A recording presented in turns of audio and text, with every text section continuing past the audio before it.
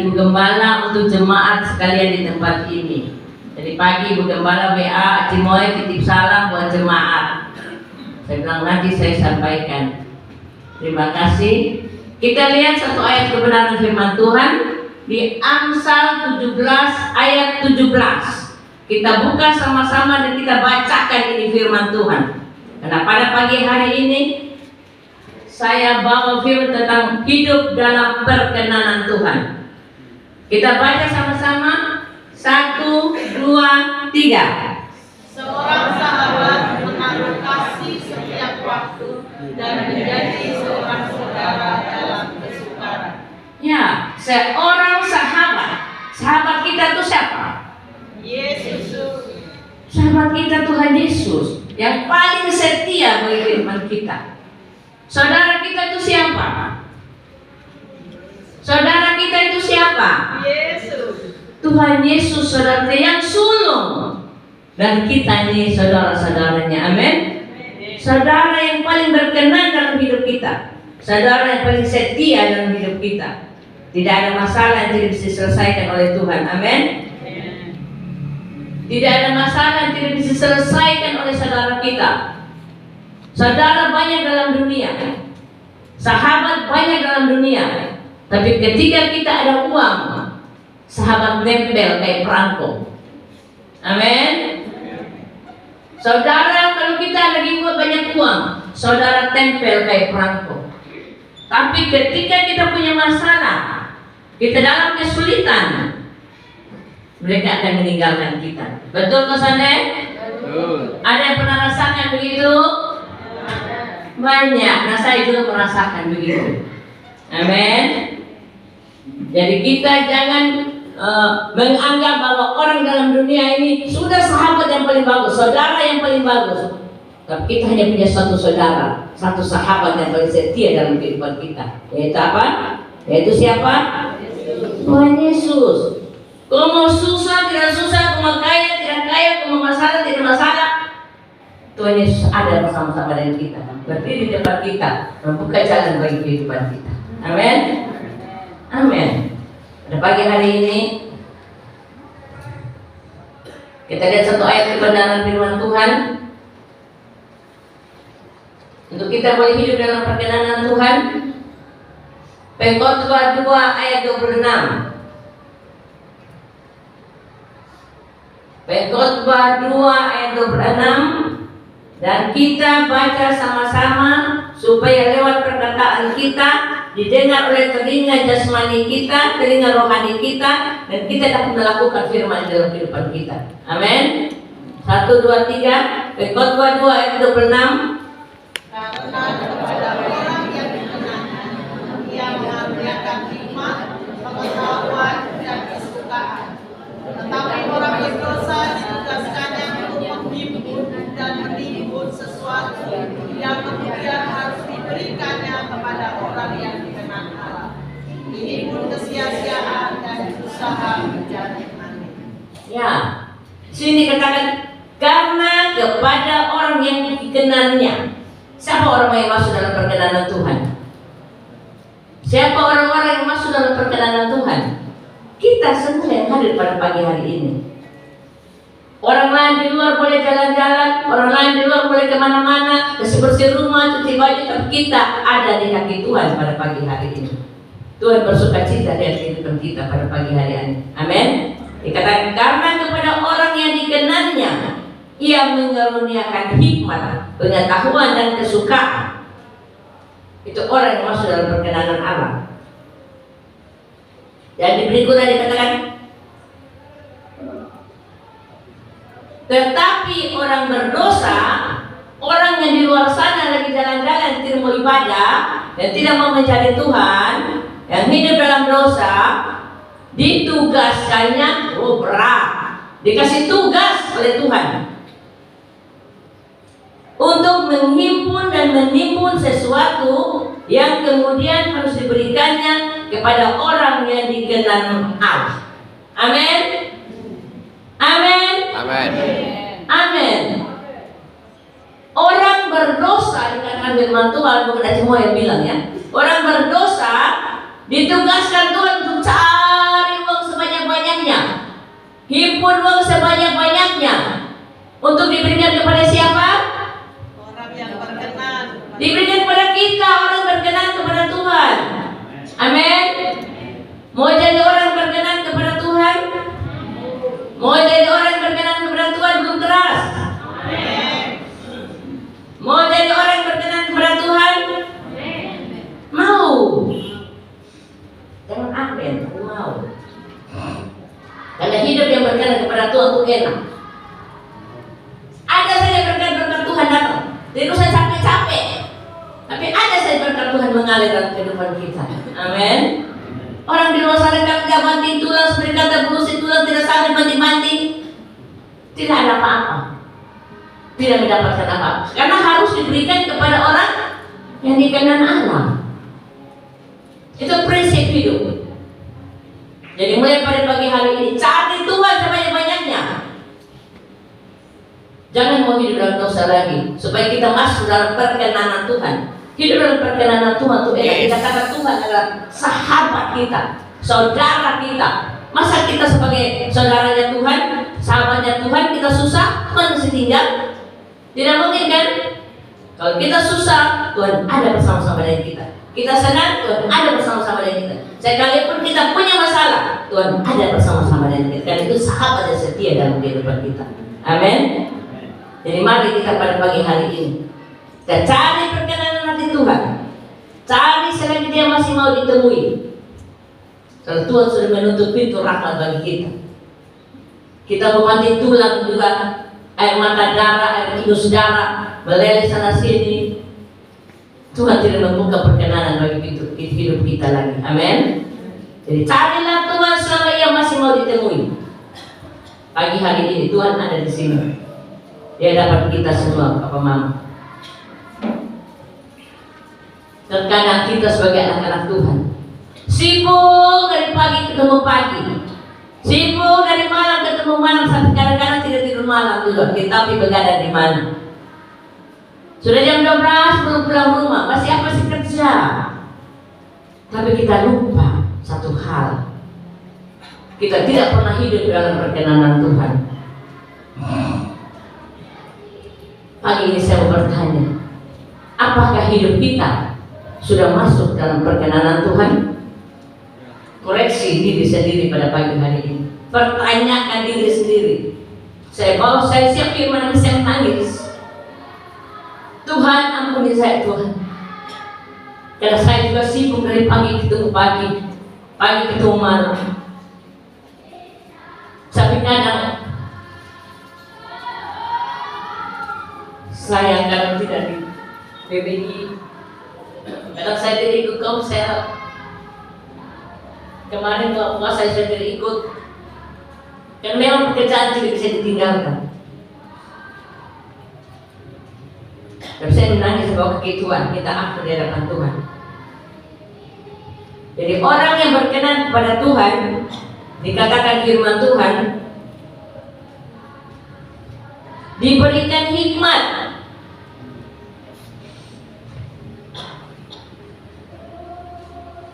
Kalau segala sesuatu pekerjaan kita dikasih hikmat oleh Tuhan,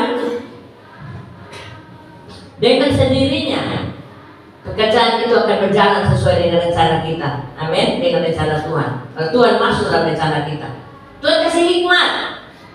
Kalau kita berdasarkan kerja berdasarkan kekuatan kita, sebentar kerja sudah salah. Sebentar kerja ini sudah punya masalah baru. Kerja ini sudah punya masalah baru. Akhirnya kacau balau. Pekerjaan tidak lihat hasilnya. Amin. Harus minta hikmat dari Tuhan. Salomo itu Tuhan pertanyakan dia mau minta apa. Dia hanya minta apa? Satu. Dia tidak minta kekayaan, dia tidak minta segala-galanya. Dia hanya minta hikmat. Kalau kita orang ditanya mau minta apa, pasti mintanya uang. Uang dan uang. Orang tidak dikasih uang saja, orang tidak minta uang saja, orang sudah korupsi. Tidak ditanya kau minta apa, sudah korupsi duluan. Padahal gaji sudah besar, menteri-menteri, pejabat-pejabat. Kita kerja 5 tahun, dia kerja 1 bulan, tapi masih korupsi. Kan aneh toh?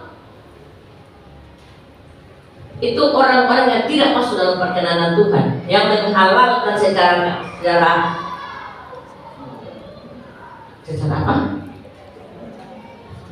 Segala cara untuk mendapatkan apa? Duit sebanyak-banyaknya. Amin.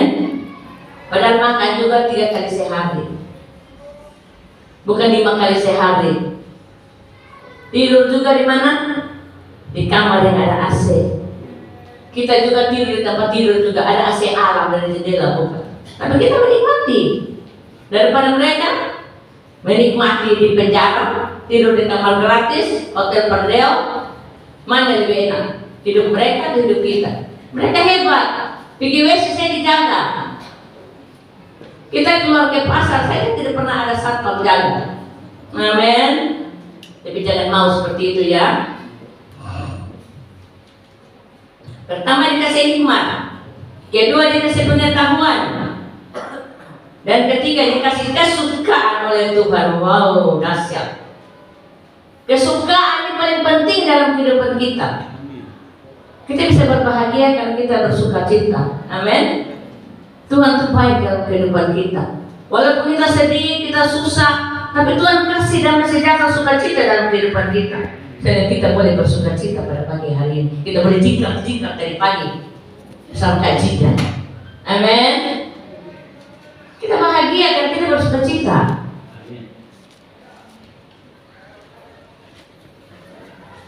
Jadi mengapa kita harus hidup dalam perkenanan Tuhan?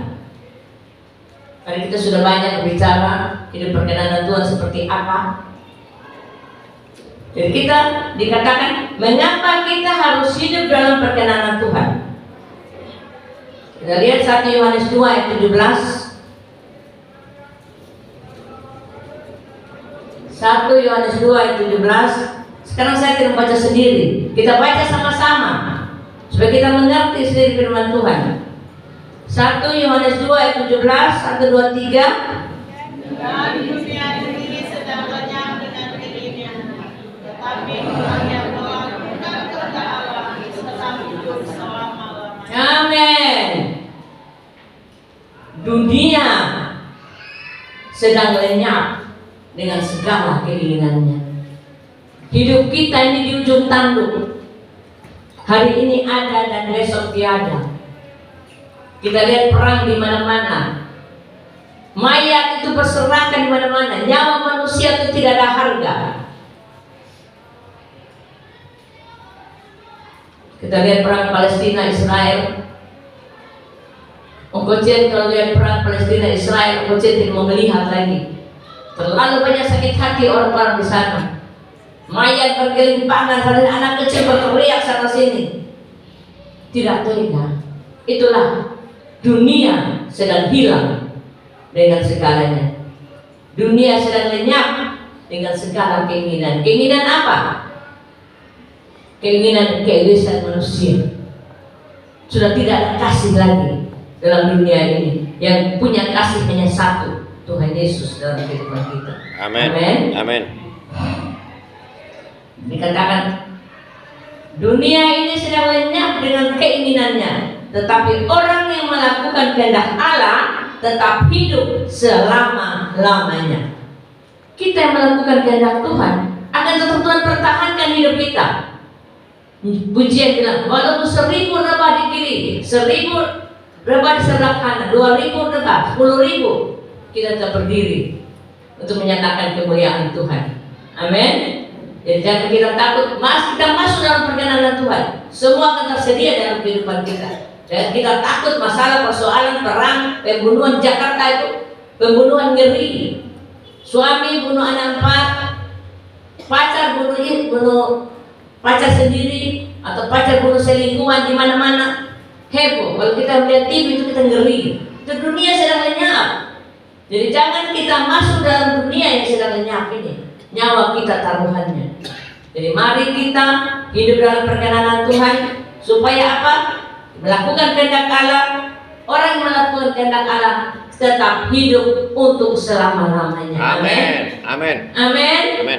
Amin. Amin.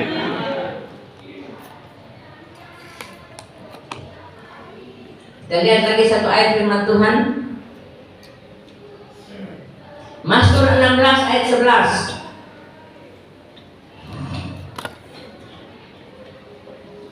Mazmur 16 ayat 11. Ayo kita baca sama-sama. 1, 2, 3. Engkau memberitahukan kepadaku jalan hidup. Di hadapanmu ada sukacita berlimpah-limpah. Di kanan-kananmu ada nikmat. Ya, kalau kita hidup dalam perkenanan Tuhan, kalau kita menjadikan Tuhan sahabat kita, kalau kita menjadikan Tuhan saudara kita, dikatakan apa? Tuhan akan memberitahukan kepada kita jalan kehidupan. Tadi saya katakan, kemana kita harus melangkah, kemana kita harus pergi, apa keputusan yang kita harus ambil. Dan Tuhan memberitahukan kepada kita. Amin. Karena di hadapan Tuhan dikatakan ada sukacita berlimpah-limpah. Di tangan kanannya ada hikmat, ada nikmat senantiasa. Amin. Dahsyat. Kalau kita ikut Tuhan, terlalu indah, terlalu dahsyat. Semua Tuhan cover bagi kehidupan kita. Kita tidak perlu tentang panting, tulang tidak salah dibanting-banting. Kita tidak perlu lari sana lari sini. Tapi kita hanya berdiam di bawah kaki Tuhan, bekerja sesuai dengan rencana Tuhan. Tuhan mencukupkan semua bagi kehidupan kita. Amin. Kemarin dari Penhui, tidak tahu Kocian buka otot putih bagaimana, mau taruh barang, bagasi akan jatuh, tak hantam belakang sini. Tapi dia keluar, dia tidak pusing, hanya sakit di sini. Otot bagasi belakang pindah, pak begini. Sebentar Yesus, dalam nama Yesus, ini orang-orang hidup perkenanan Tuhan. Tuhan melewatkan semua. Ada banyak orang sudah ada bekasi, pak begitu langsung jatuh, pingsan sama aku. Benturan begitu kuat di belakang kepala ini, tapi Tuhan masih melihara. Amin. Karena Tuhan tahu ini anak-anak kesayangan Tuhan, hidup dalam kasih Tuhan. Amin. Amin. Amin. Jadi mari kita hidup dalam perkenanan Tuhan. Ada nikmat senantiasa, Perlindungan.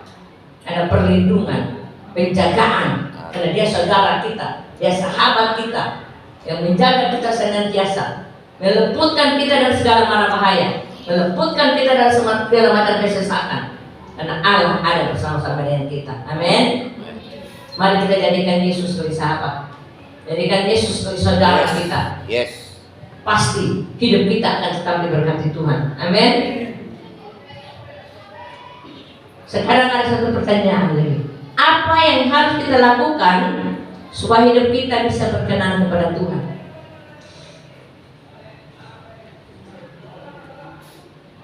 Yang pertama, catat baik-baik, ingat baik-baik. Yang pertama dikatakan melakukan kehendak Tuhan. Supaya hidup kita bisa berkenan kepada Tuhan, bukan duduk-duduk di pak laru, minum mabuk, duduk-duduk baca cerita, gosip orang punya nama. Tapi yang Tuhan mau itu apa? Melakukan kehendak Tuhan. Amin. Amin. Yohanes 4 ayat 34.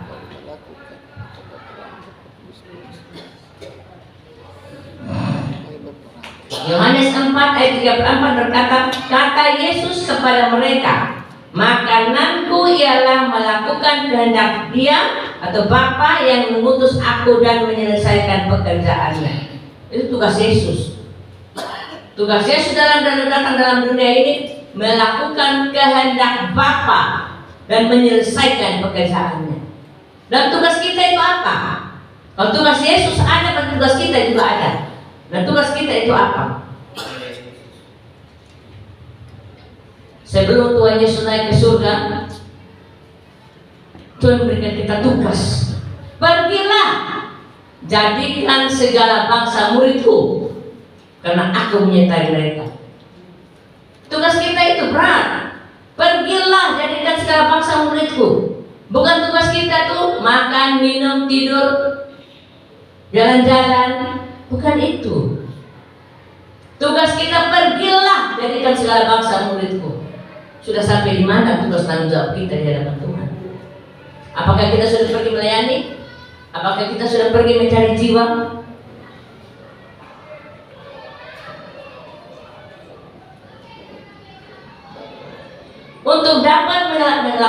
untuk dapat melakukan kebenaran, untuk dapat melakukan amanat agung Allah.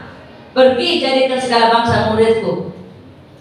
Kita harus mengenal dulu secara benar siapa Allah yang kita sembah, siapa Allah yang kita bawakan kepada orang-orang, siapa Allah yang kita memperkenalkan kepada orang-orang. Kalau kita sendiri tidak mengenal siapa Bapa kita, bagaimana kita bisa menceritakan kasih Tuhan kepada orang lain? Bagaimana kita bisa menarik jiwa? Orang tanya, siapa tuh Yesus? Kok mau nama-nama Yesus? Siapa tuh Yesus? Kita tidak mengenal Bapa secara dekat. Kita mau bilang apa? Itu prinsip. Kita harus mengenal Yesus secara benar. Saudara kita seperti apa, sahabat kita seperti apa, baru kita bisa menceritakan kebaikan-kebaikan Tuhan kepada orang lain. Amin. Amin. Amin. Jadi untuk mengenal Yesus secara benar, Harus mengalami. bangun keintiman dengan Tuhan. Kalau kita tidak bangun keintiman dengan Tuhan, kita tidak akan mengenal siapa Bapa kita dan firman Tuhan itu. Terlalu banyak firman, terlalu banyak apa yang Tuhan mau berikan kepada kita. Makanya dikatakan baca firman. Amin. Supaya kita mengenal dengan benar siapa Bapa kita, siapa Bapa yang kita sembah. Gereja, ibadah. Amin. Jangan hanya satu minggu satu kali, atau di gereja 2 jam selesai pulang. Tapi ketika konser, ketika ibadah pembapak, ketika BBI, itu kan sharing. Jadi yang tidak tahu bertanya. Jadi kita ibadah pemuda, jadi kita bisa mengerti. Oh iya begini, iya Tuhan tuh begini, Tuhan tuh begini. Kalau kita yang seminggu sekali datang gereja, duduk diam di gereja, 2 jam pulang, minggu depan yang datang 2 jam pulang, bagaimana kita bisa mengerti? Bagaimana kita bisa mengenal siapa Bapa kita? Amin. Pada pagi hari ini firman saya keras, tapi dia Tuhan tahu, supaya umat-umatku mengenal Dia secara benar. Kalau tidak mengenal secara benar, umat-umat akan binasa. Hanya datang, duduk, diam, manis pulang. Duduk, datang, diam, manis pulang. Tidak akan ada apa yang dia akan terima. Amin. Jadi harus mengenal secara benar siapa itu Bapa yang kita sembah. Kita kadang mau promosi caleg, kita tidak tahu siapa dia, siapa orangnya, pribadi seperti apa, tapi karena duit, heboh-heboh. Dukung ini, dukung itu, dukung ini. Tapi kita tidak mengenal dia secara benar. Amin. Akhirnya kita kecewa. Ketika dia sudah duduk di kursi-kursi empuk, lu siapa? Balik tanya, lu siapa? Kan kita tidak mengenal dia secara benar, dan dia tidak mengenal kita secara benar.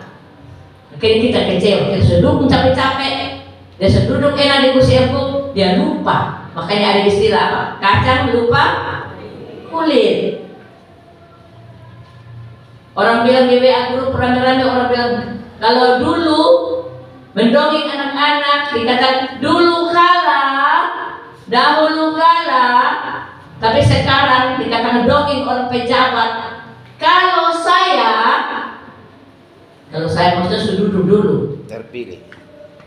sudah duduk dulu, baru saya program itu. Tapi kalau tidak, itu dongeng orang besar sekarang. Amin. Jadi bangun keintiman dengan Tuhan itu penting dalam kehidupan kita. Mazmur 119 ayat 164 dikatakan 7 kali dalam sehari aku memuji-muji Engkau. Amin. Daud 7 kali dalam sehari. Haleluya. Terima kasih Tuhan. Dia memuji Tuhan. Kita berapa kali? 1 kali, 2 kali, 3 kali. Apa 1 kali cukup? Dikatakan Daud 7 kali dalam sehari. Bayangkan. Baik. Dia memuji Tuhan, dia menyembah Tuhan. Haleluya. Terima kasih Tuhan. Menyembah Engkau. Kita berapa kali tadi saya katakan, apakah kita butuh Tuhan baru kita cari Tuhan? Oh, Kalau kita tidak butuh Tuhan, santai-santai dulu. Saya mau kasih satu contoh. Satu keluarga, bapak, mama, dan anak. Anak ini tidak pernah peduli orang tuanya, tidak pernah berbicara dengan orang tuanya. Orang tua sakit hati tidak? Bapak-bapak, mama-mama sakit hati tidak? Sakit. Sakit hati. Ketika dia butuh, boleh datang, mama, papa, saya butuh ini. Sakit hati tidak? Anak kurang ngajar, setiap hari lu lewat-lewat lu tertawa dengan kita orang tua. Sekarang lu butuh baru kau datang cari bapak mama, baru kenal bapak mama ini, pasti bahasa itu kita yang keluar. Begitu juga dengan Tuhan kita. Amin. Begitu juga. Kita tidak pernah tua Tuhan Yesus, kita tidak pernah gereja, kita tidak pernah sembahyang, kita tidak pernah segala-galanya untuk Tuhan. Tidak pernah intim dengan Tuhan, tidak pernah dekat dengan Tuhan. Tidak pernah berbicara dengan Tuhan. Ketika kita punya masalah datang, baru ketika menuntut air mata, air hidung, semua keluar habis. Tuhan tidak akan dengar. Tuhan bilang selama ini lu di mana? Selama ini lu lewat-lewat saya toy dan beta. Sekarang lu susah perlu cari beta. Tapi orang yang intim dengan Tuhan, ketika dia punya masalah, dia datang bawa kaki Tuhan, langsung Tuhan jawab. Amin. Karena Tuhan bilang inilah anakku yang kukasihi, kepadanya aku berkenan. Amin. Jadi jangan kita tunggu dulu, masalah datang dulu, baru kita lari di bawah kaki Tuhan. Baru kita senang sekarang, waktu senang sekarang bahagia, datang di bawah kaki Tuhan. Bangun hubungan terus dengan Tuhan. Dengan apa yang kita minta, Tuhan berikan kepada kita. Amin. Tuhan berikan perempuan-perempuan di dunia seperti di surga, seperti Bapa di surga. Maka di dunia ada Bapa, ada Mama, ada anak. Bagaimana perilaku Bapak Mama terhadap anak yang tidak betul? Bagaimana perlakuan anak pada orang tua? Jangan tunggu butuh. Jangan tunggu butuh orang tua baru datang kepada orang tua. Jangan tunggu butuh dulu Tuhan baru datang kepada Tuhan. Carilah Tuhan selama dia masih mau ditemui. Amin. Anak-anak muda di sini, hormatilah orang tuamu. Berikan kebahagiaan kepada mereka. Tunjukkan baktimu kepada mereka. Ketika kau butuh sesuatu, Bapak Mama akan turun tangan membela engkau. Amin. Pasti.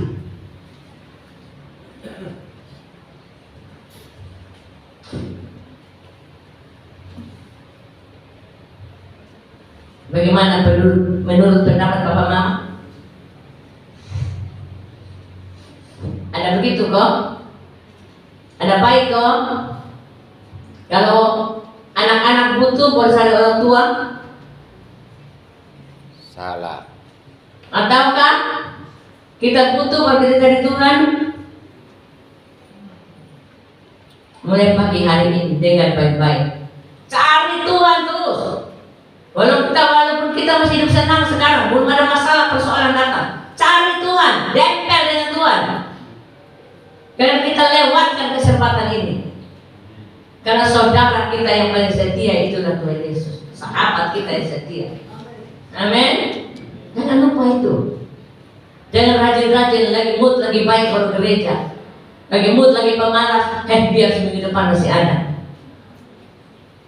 Mood lagi enak baru ibadah, komsel. Lagi tidak mood, biar dulu. Atau tuan rumah itu tidak pernah ngomong sama saya, biar sudah sepi di dia sudah. Biar minggu depan saja di keluarga lain berpikir. Ada banyak sekarang begitu. Oh dia sampai pernah datang ikut komsel di rumah saya, nah mau saya mau pergi di dia terus, saya persetan dong.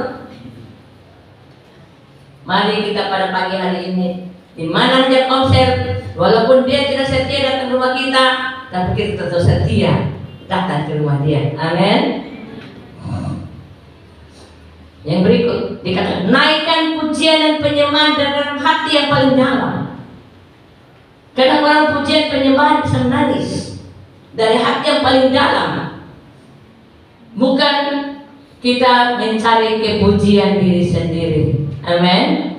Karena menyanyi dan pujian itu berbeda jauh 180 derajat. Kita bernyanyi hanya untuk menyenangkan diri sendiri. Betul atau tidak? Kita bernyanyi hanya hobi. Itu artis-artis itu heboh-heboh di panggung menyanyi, wih udah hebat. Itu untuk apa? Untuk kepujian diri sendiri, untuk kebahagiaan diri sendiri, untuk tenang. Tapi kita anak-anak Tuhan, walaupun suara miring-miring, suara sumbing, menyanyi terus dan dalam hati yang paling dalam, itu terjadi pujian dan penyembahan dalam hidup kita. Amin. Beda menyanyi dengan memuji. Memuji Tuhan terima, tapi pada nyanyi Tuhan bilang tunggu dulu, lu siapa? Amin. Itu artis-artis hidup tidak pernah berkenan kepada Tuhan. Kawin cerai.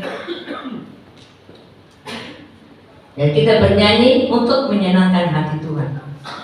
Yang pertama tadi apa? Itu hidup berkenan kepada Tuhan apa? Bangun hubungan keintiman dengan Tuhan. Yang kedua, hidup percaya, berserah dan bersandar sepenuhnya kepada Tuhan dengan dasar iman. Bukan dasar apa-apa, dasar iman. Jadi ketika kita hidup percaya dengan iman. Ketika kita bersandar sepenuhnya kepada Tuhan dengan dasar iman. Itu prinsip.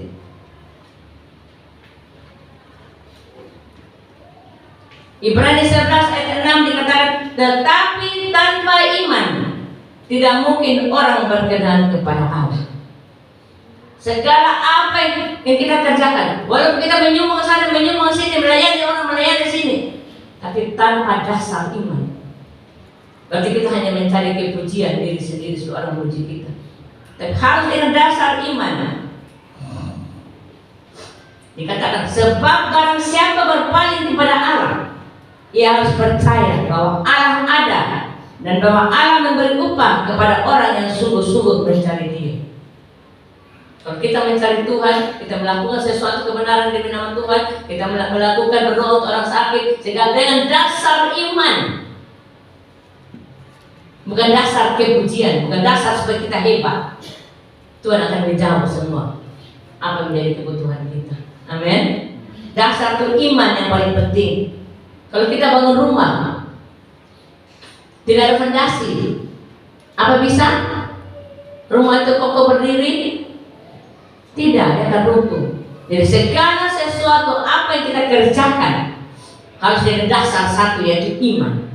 Kalau kita punya dasar yang kuat itu iman, apapun masalah yang datang dalam kehidupan kita, persoalan tantangan, kita tidak perlu takut karena ada Tuhan bersama-sama dengan kita. Amin. Dasar itu penting untuk membangun umat Kristiani, membangun anak-anak Tuhan. Kita harus butuh apa? Iman. Iman itu penting sekali. Makan dengan lauk garam pun juga makan dengan iman, bahwa akan jadi kekuatan dalam kehidupan kita. Saya dulu susah sama Pak Thomas.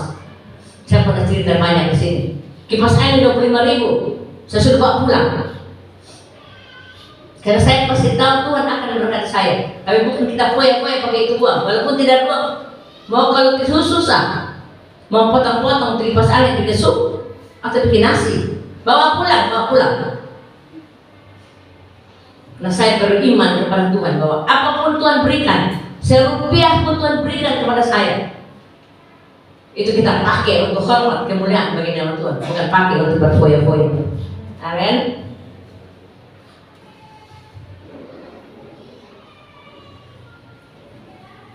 Jadi segala sesuatu harus hidup dengan apa? Dasar iman. Yang ketiga, hidup dalam kerendahan hati. Jangan jadi orang sombong karena kita berduit. Jangan jadi orang sombong karena kita dipuji-puji, dipuja-puja. Tapi tetaplah hidup dalam kerendahan hati. Amin. Kalau kita hidup dalam kerendahan hati, kita pasti mudah mengampuni untuk setiap kesalahan yang orang berikan buat kepada kita. Kita selalu bisa mengasihi orang-orang yang selalu membuat kita sakit hati. Kalau kita tidak hidup dalam kerendahan hati, orang yang membuat kita sakit hati, saya akan dendam kau 7 turun. Mau jadi apa? Kita mati, kita hidup di alam kekal 7 turun. Jadi kalau kita hidup dalam kerendahan hati, kita bisa mudah mengampuni, kita mudah mengasihi, kita mudah untuk melayani sesama kita. Amin. Amen. Bahwa mama, jemaat Tuhan yang saya kasihi, marilah kita hidup dalam perkenanan Tuhan. Mulai pada hari ini kebenaran firman Tuhan disampaikan. Mari kita hidup menyenangkan hati Tuhan, sehingga ketika kita butuh Tuhan, kita bukan terlalu kuat hidup dalam dunia ini. Tapi kita hebat, kita sombong. Tapi kita butuh Tuhan dalam kehidupan kita. Siapa yang tidak butuh Tuhan pada pagi hari ini? Coba angkat tangan. Kita semua butuh Tuhan, karena Tuhan satu-satunya penolong kita, Tuhan satu-satunya sahabat kita, Tuhan satu-satunya saudara dalam kehidupan kita. Haleluya. Amin. Tanpa Tuhan kita tidak bisa berbuat apa-apa. Amin. Kita diberkati, kita bisa kuat, kita bisa bekerja. Memang betul kita bekerja, kita mendapatkan uang. Tapi kalau Tuhan tidak memberikan kekuatan kepada kita, kita tidak bisa berbuat apa-apa. Tuhan masih sakit, masuk rumah sakit, kok bisa apa? Terima kasih. Amin. Amin. Jadi jangan sekali-sekali bilang saya kuat karena saya bekerja, saya kuat karena kekuatan saya. Tapi saya kuat hanya karena Tuhan. Amin. Tuhan yang beri kekuatan kepada kita. Amin. Amin buat firman Tuhan. Saya udah singer WL.